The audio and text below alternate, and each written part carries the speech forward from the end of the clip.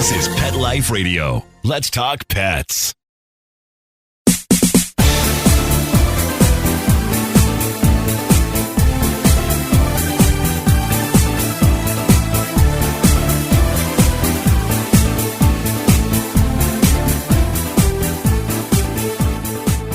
Ever wonder what your dog is thinking? That look in their eyes when they know they're trying to tell you something, but you just don't know what it is? My guest today can help with that. She's a renowned animal communicator, and before you roll your eyes, she has a lot of clients who swear by her. I'm Jody Miller-Young, and you're listening to Bark and Swagger on Pet Life Radio. We're going to welcome Stacy Krafczyk to the show in just a moment after a brief break from our sponsor. So grab that favorite beverage, get comfortable, and get ready to discover a way to understand your pet better. We'll be right back.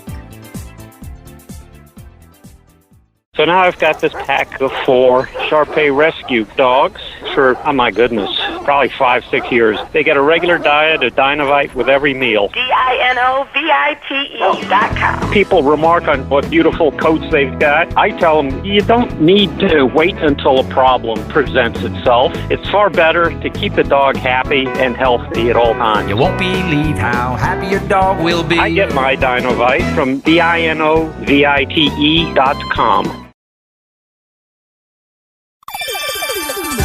Let's Talk Pets on PetLifeRadio.com.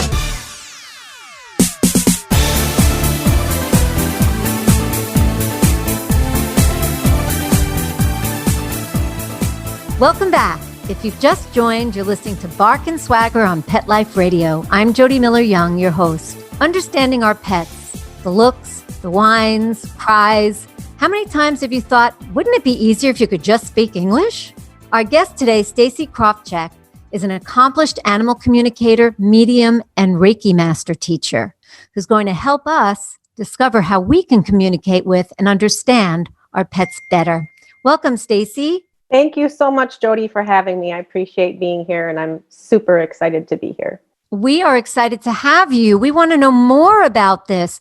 First, let's start with telling us a bit about what animal communication means. Yes. Animal communication is through telepathy, and telepathy is thoughts, feelings, images being transferred back and forth between human to human, human to animal, and animal to animal.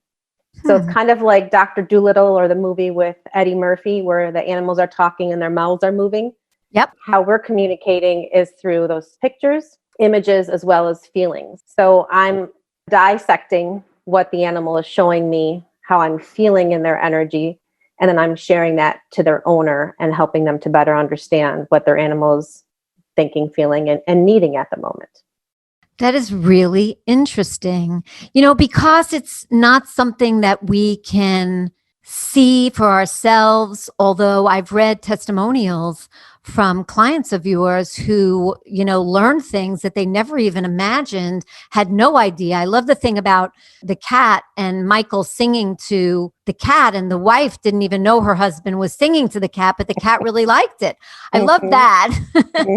But I'm sure there are a ton of them. But because it's something that is not tangible, so to speak, break it down for the skeptical that are listening today. Definitely.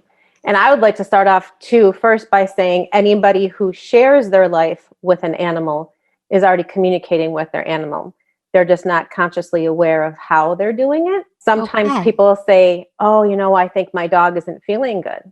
So besides physically looking at them and they're not active or they're hunkered down or they're walking funny, but there's also like an intuitive feeling like, oh, I think they have a stomach ache, or I think that's their back leg, or I'm not sure, but they know something's off.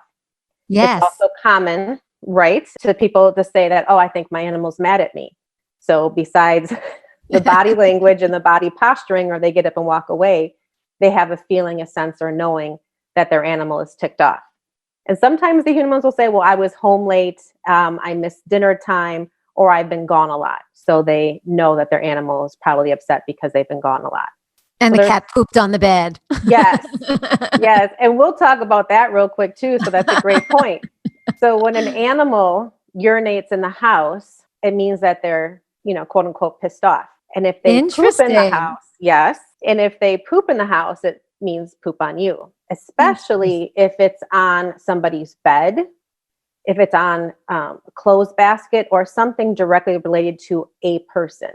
It's their way of saying, hi, there's something that's bothering me and I need to get your attention. And it can even go into a child's bedroom because the child can tease or be mean to the dog a lot. So it's their way. And you've learned this because this helps innumerable pet parents who, are saying, why do you keep pooping on my bed or, peeing in the laundry basket? And you've learned this because animals have told you this. Yes. That is wild. Yeah. Okay. Tell us more.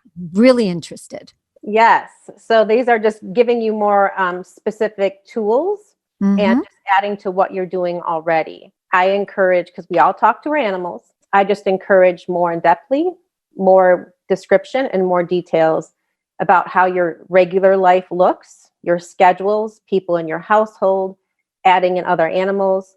It's like why, when, how, and how is that going to affect me? And you want to look at it from the animal's perspective, because a lot of times people are like, duh, it's so obvious that I'm getting another animal to fill the void of one of our pets that just died. Or there's a human baby coming in the family, so it would be so obvious to the old animal that's coming in, whether it's a dog, cat, or even a horse. But anything that's going to affect us is also going to affect our animal. Yeah. And so we can put them into the equation every day, and most people already do. But again, more description and more details. Because we do it for a human child when a new baby's on the way. And, it's been proven through science that dogs, and probably cats too, feel the emotions that we feel. And so it would make sense to, prepare them for all these things too. You have a number of reasons that you list for animal communication. You've said a couple of them. Tell us a bit more about some of the other reasons why people would look for animal communication to maybe solve a problem.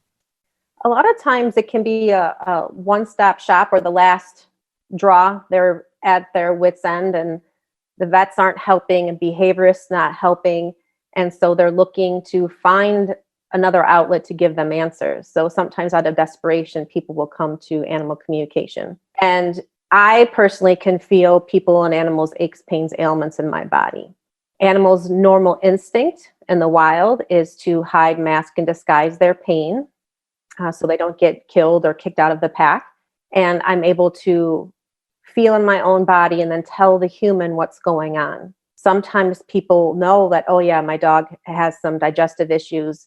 And then I'll be able to define it more from a pain scale between 1 and 10, 10 being the highest for pain.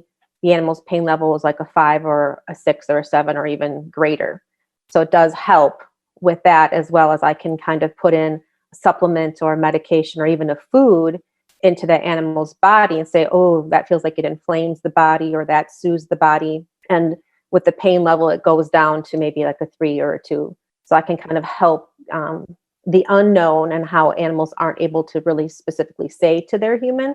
I can get more into that definitive numbers and clarity of what's going on with their animal. Wow.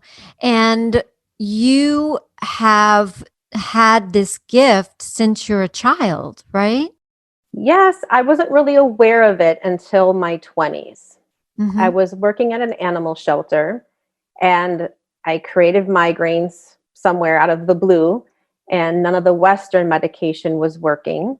And I was willing to try anything. So I read an article that meditation was supposed to help. So I found a meditation teacher who was an intuitive or a psychic, quote unquote. And she said, well, you talk to the animals. And I was like, well, duh, everybody talks to their animals. And she says, no, not the way that you do. And so through meditation, reading more books, taking more classes, that's when I kind of fine-tuned and honed in on my skills, gifts, and abilities. And little by little, each job kind of fell away. And then this became my full-time career. So I kind of stumbled into it. And actually, I did kick and scream the whole way, like, no, I don't want to. And this is scary. And for it to be a business when I'm so used to, and a lot of us are left brain corporate and, 9 to 5, or this was a different type of job. And it took a lot of courage to continue doing this. And how long have you been doing this professionally? Almost 20 years. I started off a few years of taking lots of classes and doing a lot of things for free to build up my courage as well as my experience.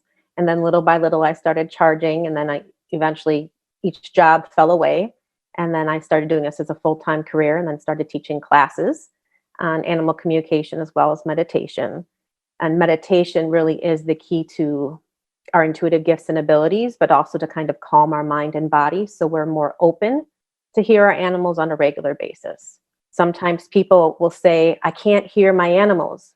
It's more of having 5 radio stations playing at the same time and coming home from work and traffic. And now with COVID, it's different, but everything is in our mind and it's rattling. So we want to learn to take breaths, be more in our body so we can fine tune it from 5 stations down to 1 and just have one thing to focus on, which would be communicating with our furry babies. And is there a particular type of meditation? I learned TM back in the late 80s, and I still practice it today, but so much has evolved with different types of meditation. Is there a specific type of meditation that you recommend or teach to be able to connect with your animals? Any meditation is great just to get started, 5-10 minutes a day. Sometimes people have a hard time sitting down, so walking meditations also can be very helpful. And meditation, as you know too, Jody, is just focusing on one thing, focusing on our breath or focusing on the candle flame, or when we're walking, just focusing on our footsteps and breathing. And then we kind of open up the right brain where our intuition comes in, and then we start to feel more connected. And that's when our animals will start to talk to us or show us images, and we get more clarity that way. So anything that a person can do just for 5 or 10 minutes, and sometimes it's even taking a bath, and they'll get messages or downloads from their animals, or that gut instinct of like, oh, that's what's wrong. And then they get out of the tub and talk to their animals about it, or do what their animal's been asking. Yeah, absolutely. I think especially today in the world that we're living in, COVID being one thing, and then just the divisive world we're living in, quieting our minds because there is so much noise out there helps with everything across the board, our feeling of well-being, our personal health, as well as being able to be more, to tap into our intuition, which sounds like is at the heart of learning how to communicate with your animals. Very much so. Then adding a little bit to what you said is animals are mirrors to us physically as well as emotionally. It's very common for us to be stressed, and then our animal takes it on. And animals are like our little furry teachers and healers. They've come to us for healing and teaching us as much as we are for them. It's also common for, our right hip to be out and then the animal's right hip to be out. Or there's a client that also is a little intense, and it's kind of like the sky is falling. And then she wonders why her dog also is panicking and nervous and starting to chew its legs and being destructive where it never was before. But COVID intensified her anxiety and her fears because she's working from home, and then she has a child that was in school, and now she's teaching it from home. And it's just this constant 1 to 10 being like a constant 7 of just that jittery, shaky feeling. And the animal has no way of really releasing or processing their own feelings and emotions because it feels trapped in the house too.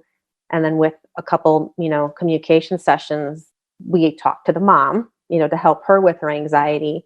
So the dog felt that the person was in charge and control of her own stuff and energy. Then the dog could take it down a few notches and be more balanced. And then it stopped licking its leg and then stopped being destructive in the house.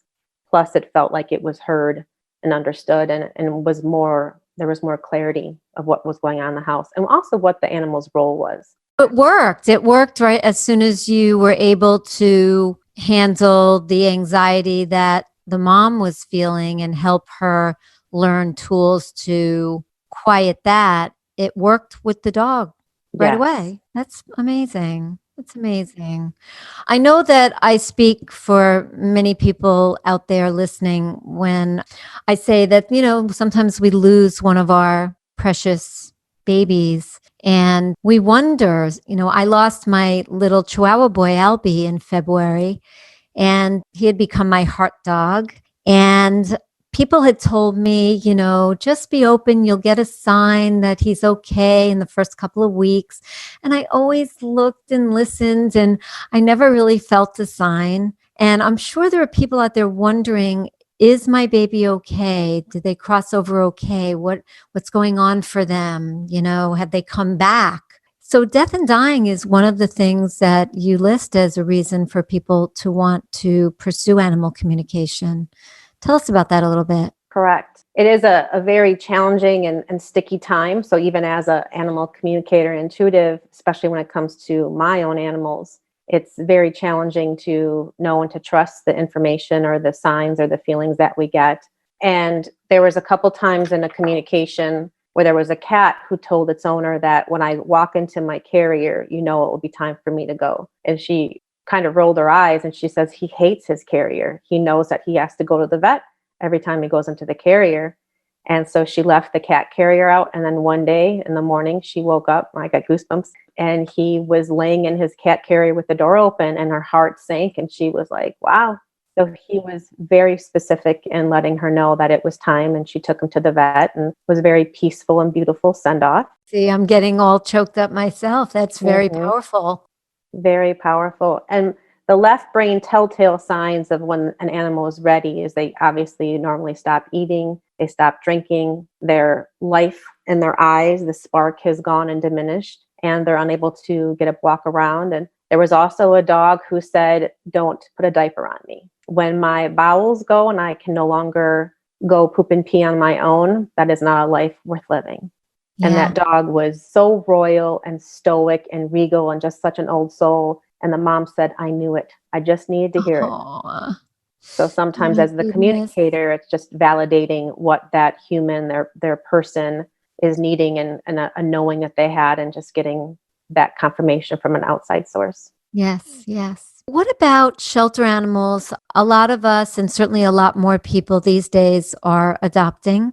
And especially if you adopt a dog or a cat with behavior issues and they've been found as a stray, you just don't know what their backstory is. And you don't know what's, kind of led them to this behavior. And if you did, you might be able to find a way to help them easier or quicker. Do you have experience with helping pet parents who have adopted a shelter animal learn what their history is? I don't know what the extent is of what you're able to do. Well, definitely. That is like 70% of my business is rescues, fosters, animals coming up from down south or natural disasters, even being flown in from Puerto Rico. There's a lot of those rescues and rehoming, and even animals that their human had died. And so now they're in a new home with a relative. I'll also clarify that as humans, we don't always like to talk about our past. And a lot of times the animals won't always share where they came from. They might show they were at 3 different homes, and then this is their 4th person, or that this dog had puppies, or 2 or 3 litters, or the horse misses their pasture mate, different things like that, or even a human that they had another lifetime. So sometimes they'll share some of that. Sometimes they might share an image of abuse, of being hit in the head or something like that. But I always like to tell people to let go of the expectation of getting to know that animal in their past, because we obviously don't meet people and say, oh, I was abused as a kid, or I had alcoholic parents. So there is like a sense of safety. And sometimes with animal communication, it does offer a safe place for them to let go and to know that it wasn't their fault. And a lot of times it's like they have a mental checklist of, did I do something wrong? Was it my fault? And like, no, the parents just didn't have time for you, or they had a new baby and they didn't have enough room in the house for you, so they had to get rid of you. But they kept the other dog. Well, why did they keep the other dog? So sometimes it's a little bit of that, kind of like a talk therapy. And with the rescue and shelter animals, the biggest thing that in animal communication that the animal needs to know is they're safe, that you are their forever home. Anytime that you leave, you're always going to come back. Anytime if you were to move, they would move with. But it's also speaking out loud and the visual pictures in your mind that you're sending out. Those two need to match up. We'll say, don't bark, don't bite, don't jump. But in our mind, we're showing them barking, biting, and jumping. So we want to speak in the affirmative as well as those visions to match up. No bark, mouth closed. No bite, mouth closed. No jump, 4 paws on the floor, but also a calm feeling and energy, and maybe in a vision of them sitting with their butt on the floor. But you want to speak those pictures. Are you saying that we should demonstrate when we speak as well? Like if you don't want them to jump, should you like get on all fours when you tell them and also envision them doing that? Or are you saying just to envision it in your mind and say it? Yes, you can just envision it in your mind. Sometimes when we say it out loud, it helps us. Some people are verbal and it makes them feel better and more empowered. But you don't have to necessarily demonstrate to get on the floor, to be on all 4 paws. But you can, if the dog is chewing, you say, again, no bite, and then go give them something that is appropriate for them to chew on. Yes, that is definitely a training tool. Well, we are going to take a short break, but don't go away, because when we come back, Stacy has incredible stories of clients and work she's done with them and the results, the amazing results that they've yielded, and they're moving. So we'll be right back in a moment. Go refresh that beverage. We'll see you soon. Molly, here's your dinner. Zeus, that's not your food. Don't let that happen to your precious cat. Elevate your cat's eating experience with the Cat Tree Tray. The Cat Tree Tray keeps your cat's food off the floor and conveniently located on the cat tree. It's the perfect way to eat. It's a beautiful wrought iron tray that easily attaches to your cat tree and keeps dogs and other critters out of your cat's dish. A must for multi-pet households. There's a 6-inch tray for large bowls and a 4-inch tray for smaller bowls. Purchase your Cat Tree Tray today. Go right now to cattreetray.com. That's cattreetray.com. CATTREETRAY.com. Let's talk pets Let's talk pets on Pet Life Radio. Pet Life Radio. PetLifeRadio.com.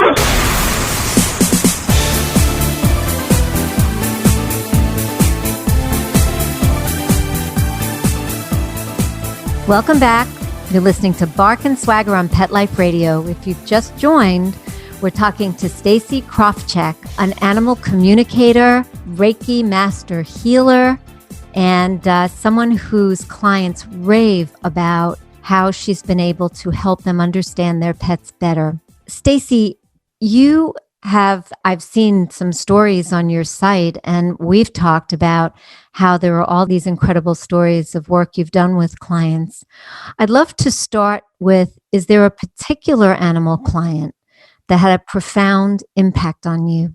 There are many. There are many stories. And I also want to clarify that it's all animals. It's not just specifically cats or dogs. It's horses, it's birds, it's guinea pigs, it's chickens. Beta, and it's also the soul.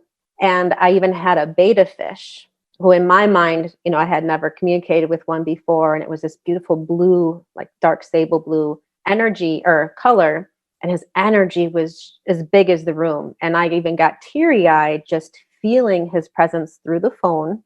And he said, I'm going to try not to cry. It sounds silly, but he just said, his time is up. And he's getting ready to go within a few days, and that he wanted to share his gratitude with his humans, but especially the 2 children in the house. And then he said that he was not only like a master healer and teacher for the family, because he brought comfort when they would look at him or take time to pause at his tank in the kitchen and talk to him. And they always felt better every time they walked away. And that was a profound realization to the parents, but also to the kids, like, wow, I didn't realize that that's what he was doing. And then he said when he left to go ahead and get another fish or another animal to fill the void. And he loved them very much. And, I was choking up as I was sharing that message, but it was also the energy and the feeling, and it prepared them for his departure a few days later, because he was such a staple in the family. Even though they had another dog and a cat, but he literally was the focal point of their life, because he was in the kitchen And so they would walk past him to go to the rooms as well as to eat.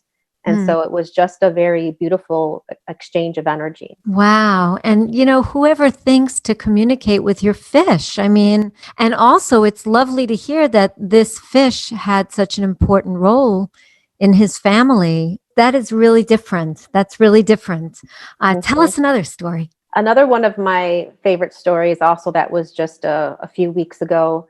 One of my clients had just moved across country, and we had prepared her dog for the move, packing up all of their stuff in a truck in a U-Haul, and then driving across country, staying a night in a hotel and another night in a hotel. And then the third night they would be at their friend's house. And then how it would look to not see any of their old friends, but they'll be sharing space with this new people. And then one of the times the dog had a flare up and was in the emergency room, and then came home and was on medication, and she had stopped eating and she started to lose weight. So when we connected again, she had a laundry list of questions about how her life looked, sharing space with humans as well as another animal, and that she just didn't find joy in eating anymore. And also was very worried about her human because the mom had a very hard time with the move, and the dog consumed her every moment, especially when she was sick. So we just went through all the things of reassuring her of how the new life looked, and living with their friends for a few months until their house was ready, and that what her role was in this new house with all these new people. And we said to her and reassured her, you get just to be a dog. You just get to play and have fun, and you get to relax and sleep. And it was something that, again, was so obvious to us humans that she couldn't put all that together, especially with the move. And then after we got done talking, we hung up. Then a half hour later, she emailed me and said she finally started eating. And she was just elated with joy. And this dog also was is a very magical and soulful animal. And it was also this mom's heart dog and soulmate. So it was her bestie. Yeah. So they were both going through it together, and they just needed to energetically separate, but be very specific in how her life was going to look now in a new house. Yeah. Yeah, because how would they know? So that makes total sense. Okay, tell us one more. I'll have to search for some more good ones. But this dog that I had now, probably about last week, and she was a new client. And this dog said that it was this dog's fourth home. And she also had pica, which means, they eat anything and everything, and was a nervous Nelly, and very high anxiety and FOMO, fear of missing out on everything. And there were three other dogs in the house and a cat. And they've had her for maybe a year or two. And as I was talking, and I can feel myself get a little anxious now, 1 to 10, 10 being the highest, it's like she woke up at a 7 every day. And like, the sky is falling. What's that noise? What's going to happen? What's this? And the first question, she says, are you going to keep me? And the mom's like, oh my God, I love this dog. She is my girl. And she's also my heart. She's just funny. And we're going to keep her forever. So then the dog took a breath. And then she asked again. And then she asked a third time, like, are you sure? She's like, oh my goodness, yes. And then she says, well, what about moving? Are we going to be moving? And she says, no, if we do, it's probably going to be about 5 years from now. So it was more of this preparation of, okay, I know I'm safe, you're keeping me, but what about if we up and move again? And she's like, no, we're staying put. And then when she would eat and chew, it was a way of like self-soothing as well as releasing her energy and anxiety. And I could even feel in my eyes like I wanted to cry and just needing to be loved and reassured. So it was 20 minutes of just reassurance, repetition, and you're our forever dog. And to show her what is appropriate to eat and to chew on. And also what was her role when people came over, because she got really insecure and nervous. So she just needed to stay in the crate, relax. And when she relaxed, she can come out and say hi. And also know that anybody that was let in the house, it was safe and that she could trust them, and as well as trust their humans, that the humans were going to protect her and the dogs too. And you could see her like stretch and calm and relax and even yawn. And she was able to fully let go and understand she's in a safe place again. That's amazing. That is amazing. Now, in addition to communicating with animals, you also work with humans and you teach several different courses. I know one is in animal healing. Tell us about that one first, but then tell us about the different things that you do with humans. I'd love to. Animal healing just offers different tools and resources to help our animals that are struggling emotionally, physically, and sometimes even mentally. We talk about different uses of essential oils because it's just the smell. We don't have to put them on. We don't have to put it in their food or even lick it off of us. It's a very calming sense as well as a way to support them physically and energetically. We talk about acupuncture for animals. We talk about chiropractic, massage, Reiki, which is just a form of healing. And healing, hands-on healing, goes back to biblical days when Jesus would put a hand on somebody and heal them, the intention, but also Reiki is just specific hand placements and to help support a human or animal on all levels of their being. And again, it's energy work. Energy, yeah. But all of those are just offering a safe place for an animal to be. And even holistic supplements and Western medicines, but really offering them emotional support. And everything that we do for ourselves to help heal our body and self-care, most of them are very safe and appropriate and a complement to Western medicine just to help with their healing. And the things that you do with humans, tell us a little bit about that. Yes. So people know what they may want to do some work with you for themselves too. I'm an intuitive. I don't like the word psychic, but I'm an intuitive. So I can read people's auras and energy and give them some guidance on what's going on in their life. If they have bosses, coworkers, friends, siblings, children, that they need a little outside unbiased opinion on how to best help them, or even just understand the dynamic more. So they're not, sometimes us humans, we take responsibility for anything and everything under the sun. And when we take a step back, we can kind of see the picture ahead. And I like to be able to guide people around that as well as give them different tools. I offer meditation classes. A lot of this, obviously, right now through COVID is online. Sometimes I do meditations online through Facebook. Just people can just join in live, as well as I have 2 free ones on YouTube. And I'm getting ready to publish 2 that are already pre-recorded professionally. And I teach Reiki classes. I haven't done that yet since I moved, but also just offering that online. And I'm a medium, which means I can connect to people and animals in the spirit plane and to give people comfort and closure, as well as give them messages that they need to bring a little bit more peace and harmony within themselves, and even validation that their humans and animals are with them. And a lot of times when animals have passed, they will validate things that the human and the animal did when they were on the earth, or favorite memories or pictures, or what they did with their ashes, or where they were buried. So it just can bring a sense of understanding and connection that they're still with each other. And a lot of times an animal will come back in a different form, in reincarnation, whether it's a dog, cat, bird, or horse, male or female. And that might be another topic. But sometimes people will know in their gut, like, God, this animal feels so familiar, my childhood dog or this dog that recently passed. So there's that gut instinct, even though it doesn't make sense logically in their left brain. Fascinating, Stacy. You may be hearing from me. I've got now 3 dogs, and they all, have quirks, personality quirks. Mm-hmm. And I want to know more. So you may be hearing from me. Where can people find you? Through my website at allspirithealing.com. And they can read more about my services, classes, as well as the testimonials. And then they can contact me through email through the website as well. That sounds great. Thank you so much for spending time with us on the show.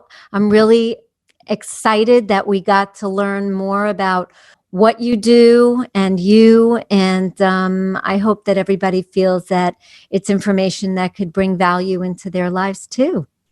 Well, thank you. I'm so honored to be a part of this, Jody. Thank you for reaching out. And it's truly a privilege to be the messenger and the vessel for people and their animals to deepen their bond, but also to help each other understand each other, as well as speaking the same language. That's beautiful. That's beautiful. Thank you. And thank you all for listening. Thanks to our producer, Mark Winter, who makes us sound so good. We love you, Mark. My passion is living stylishly in animal rescue and more. So tune in next time to discover designers, home decor, styles, rescue stories that I love. Don't forget to visit me at barkandswagger.com, where you'll find great fashion and shelter stories and more. So until next time, when fierce fashion calls, bark and swagger. Let's Talk Pets, every week on demand, only on PetLifeRadio.com.